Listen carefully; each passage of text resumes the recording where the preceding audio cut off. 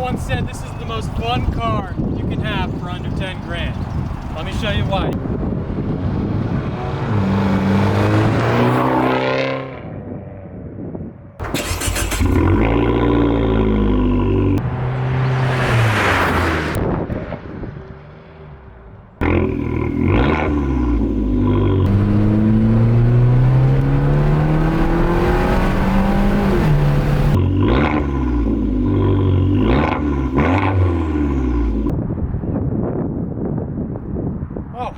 Hey there, I just had to grab my sunglasses here because it is bright as f***. You may be asking yourself, why would I buy one of these vehicles? And the answer is I really wanted a Volkswagen GTI. A little bit bigger than this, actually quite a bit bigger than this.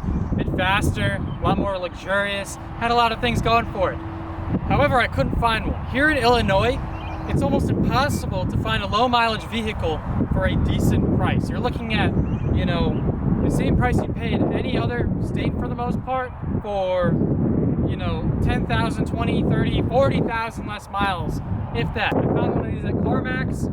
Great car. It's a 2015 Fiat 500 Abarth. Puts out about 160 horsepower, has an i4 1.4 liter turbocharged engine, delivers about 180 foot-pound of torque, and the top speed on this bad boy, or bad girl as I've named her, Fiona, is about 130 miles an hour, give or take a mile or two an hour. So honestly, not fantastic, but boy, this car is a lot of fun.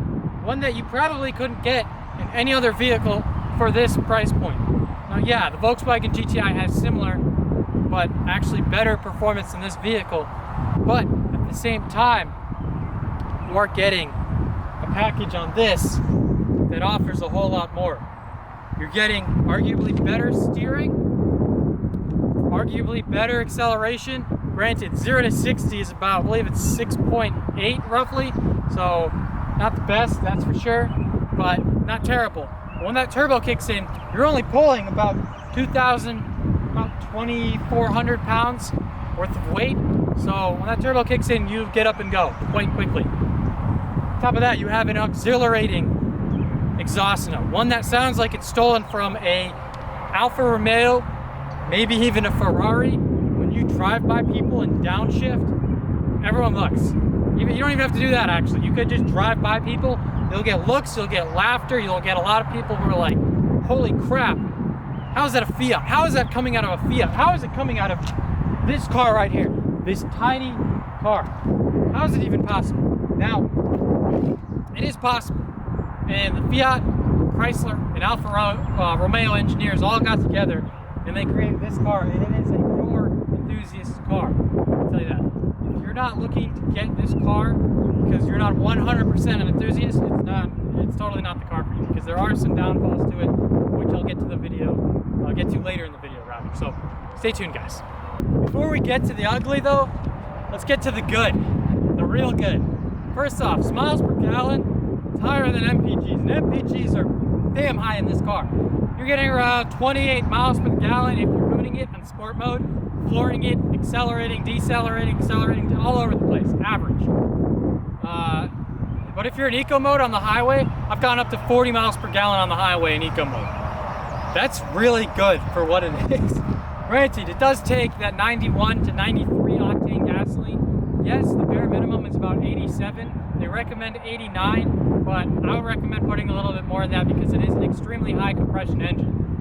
And it just performs better and you get better miles per gallon if you put the good stuff in it anyway, so why not? The interior, pretty good. It's not fantastic, it's not super comfortable, but it's good. There are a lot of things that they did right. What else? It's quick, you know that. 7 seconds, 0 to 60, a little bit shy of 7 seconds, 6.8. As I touched on earlier, that's not fantastic at all, but the turbo, when that kicks in, you go. So those are the really good things about this car. Now, let's get on to the not so great things. Something else I want to be real about with you guys in regards to this vehicle is the front end.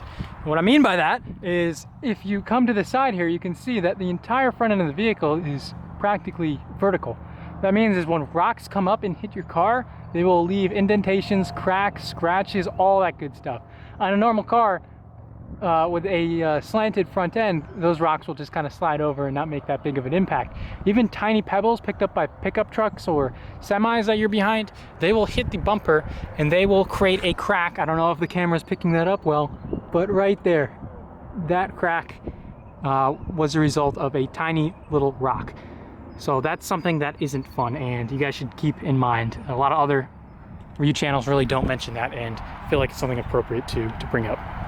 Something else that's pertinent to mention are the rims. They are beautiful, however, they are complete magnets of brake dust. No matter what brake calipers you may get, they may just stick onto the rotors like glue. It's honestly, it's impossible to keep them clean. I wash the rims about once a week or so, maybe twice a month, 3 times a month, somewhere around that time frame. And still, I get brake dust caked on there and it makes the rims look like trash because usually they're pretty shiny. So that's something else to keep in mind. Moving along, side skirts. Now this side isn't too bad, but you can see the flex there. Basically these come undone because they're mounted on with double-sided tape, and I spoke to the Fiat dealership about this, and it's a very common issue that over time water gets in between there and it separates from the car. On top of that, if a car mechanic place or a tire shop doesn't mount your vehicle correctly on the lift, they could have mounted it on here and it puts extra pressure on the skirts and it pretty much peels away. So something else to keep in mind. Over here, obviously, as you can see, they're still mounted on the side. They look fine. But if we take a look on the other end of the vehicle, right here, we can see, I mean, you can probably see in there, it's not too great. It's coming undone there, it's coming undone here, all the way at the front as well. The side skirts are practically completely peeling off, which isn't fantastic. Now, as you can see, this is the engine in its entirety. Here's my hand for scale. It's not much larger than maybe 2 basketballs here and here. In fact, it may even be smaller than that. This engine is absolutely tiny. You can see how difficult it is to work in here. In fact, it's nearly impossible. An example of that is the engine oil filter, which most cars, you know, it's mounted below the engine, so once you lift the vehicle, you can easily take that off, you know, drain your oil, and you're all good to go. Now, check this out. You see where that is? I don't know if you could see it in there because it's very tight, and I don't think my camera's focusing, but see that little black piece with the little right there? You see that? That is the engine oil filter. It's mounted halfway through the engine bay upside down, and it's pressurized. So as soon as you take that off, of course, you're gonna have a very bad day because oil will get all over the place. Now, that's not fun. Also, this engine, since it's so tiny, it runs stupid hot. How do I know that? Well, take a look at the heat shield up here. It is scorched. I mean, even right there, you can see it's burnt in, and I think that's fairly recent. But all that is scorched. The battery gets ridiculously hot. This turbo, of course, gets super hot given its proximity to the engine. The car does a good job at cooling itself because I've never seen the coolant temperature rise above the normal operating temperature, which is great. So the ECU does a good job regulating that there. However, that's just something to keep in mind. Now, trunk space, actually, it's not bad. It's quite good. All things considered, you get a considerable amount of room back there if you intend on putting the seats down, which I always do, because first off, vehicle always sounds better when you're driving, and also on top of that, you know, your speaker sounds a little bit better, and yeah, you get a lot more room. So highly recommend that. In conclusion, if you're thinking about getting a Fiat 500 Abarth and you're on the fence about it, I'd say totally go for it. For the price point that you're paying, you can definitely get worse vehicles out there. And this is just a blast. So if you guys like this video, I'd appreciate it if you could like, comment, and subscribe. It is my first car video ever, so don't judge me too hard, but constructive criticism is welcome here. Anyways, if you'd like to see more, let me know. I'm gonna go ahead and get some driving done with this car. Like I said, it's fun. So